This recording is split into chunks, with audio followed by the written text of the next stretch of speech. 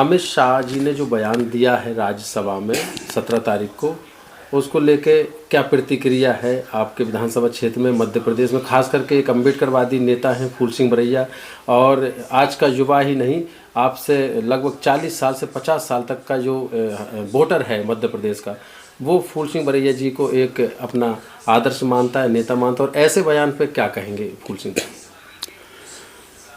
अमित शाह जो गृह मंत्री हैं केंद्र के, उन्होंने जो बयान दिया है वो बयान जो भारतीय जनता पार्टी की जो मानसिकता है उस मानसिकता से जुड़ा हुआ बयान है सर।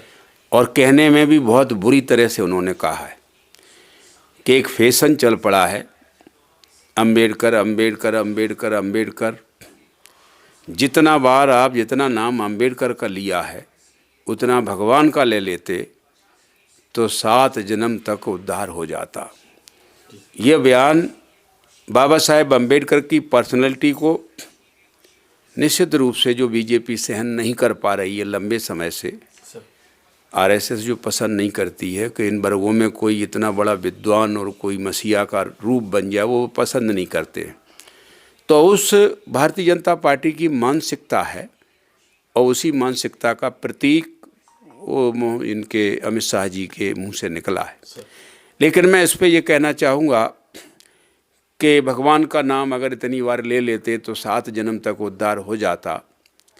लेकिन आज मैं कहना चाहूँगा कि जो आज हमारे देश में जो बराबरी के रूप में कुछ लोग खड़े हैं, हालांकि पूरी तरह से बराबरी नहीं आ पाई, लेकिन इन लोगों को कभी जानवर जैसा माना जाता था।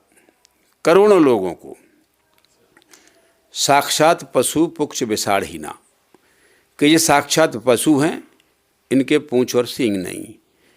इन जानवर जैसी जिंदगी, जानवर की जिंदगी भी अच्छी होती है, जानवर से भी बदतर जिंदगी जीने वाला व्यक्ति को, अंतिम व्यक्ति को, जिसको खाने का अधिकार नहीं था, इसके पास रोटी नहीं थी, पानी पीने को नहीं था, कपड़ा पहनने को नहीं थे, कुर्सी बैठने को नहीं थी, और पढ़ने के नाम पर इनकी जीभ काट दी जाती थी, सुनने के नाम पर कान में रंग पिघला कर भर दिया जाता था, इनको चप्पलें जूते पहनने का अधिकार नहीं था, और इनको मुंह के सामने थूकने नहीं दिया जाता था तो हंडी लटका दी थी, और इनके थूक से जो है धरती छोतकी हो जाती, और पीछे झाड़ू इसलिए लगा दिया जाता था पैरों के निशान से धरती रास्ता छोतका हो जाएगा, जिस पे जिन लोग कोई चलेंगे जिनको सो कॉल्ड हाई कास्ट कहते हैं।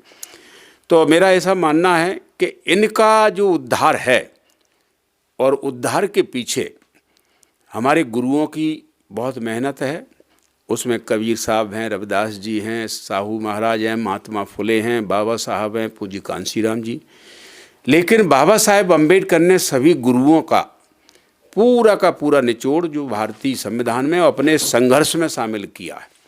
तो बाबा साहेब अम्बेडकर ने ही इस पीड़ा को बहुत गहराई से समझ करके और देश में एक संघर्ष भी किया, और इसको संविधान में जोड़ने की कोशिश की पूरी तरह से, कि अब ये नहीं चलेगा कि जानवर जैसा इन जो व्यवहार है वो नहीं चलेगा। अब बाबा साहेब अम्बेडकर ने अंग्रेज़ों से लड़ कर के कहा कि इनको आप मनुष्य बनाइए, 1 मैन 1 वोट 1 वैल्यू, एक आदमी एक वोट एक कीमत, बराबरी का दर्जा बाबा साहेब अम्बेडकर ने दिलवाया। और आज जो नौकरियां जो लग रही हैं, इनको खाने के लिए अगर कुछ उपलब्ध है तो मैं समझता हूं कि सारा का सारा बाबा साहेब अम्बेडकर का ही है। और बाबा साहेब अम्बेडकर नहीं होते तो जानवर से भी बदतर जीवन इनका आज भी रहता। तो आज अगर इनका उद्धार हुआ है, मैं तो ये कहूँगा दावे के साथ कि 140 करोड़ लोग इस इंडिया में हैं, तो 140 करोड़ लोगों में से लगभग 135 करोड़ से भी ज़्यादा लोग जिनका उद्धार बाबा साहेब अम्बेडकर के ही संघर्ष से हुआ है, तो उनके लिए तो भगवान तो बाबा साहेब अम्बेडकर ही हो गए। तो वो तो बाबा साहब को ही भगवान मानते हैं। तो अमित शाह जी नहीं मानना चाहते हैं, वो ना माने, और अमित शाह जी को गाली देने की क्या ज़रूरत है। तो मैं अमित शाह जी के इस बयान पर निंदा करता हूँ, इस बयान को निंदा करता हूं। और मैं तो ये कहूँगा कि अमित शाह जी भारत के गृह मंत्री हैं, और भारत के गृह मंत्री, भारत के संविधान के निर्माता को अगर इस तरह से अपशब्द, इस तरह से उनकी मूल जो भावना है उसको ना समझ करके एक अपमान की दृष्टि से ये सब बोलना, तो इनकी वो मानसिकता भी उजागर होती है कि भारत के संविधान में डॉक्टर अंबेडकर ने समानता तो ला दी है संविधान में, तो जब हम संविधान को ही ख़त्म कर देंगे तो फिर समानता कहाँ से रहेगी।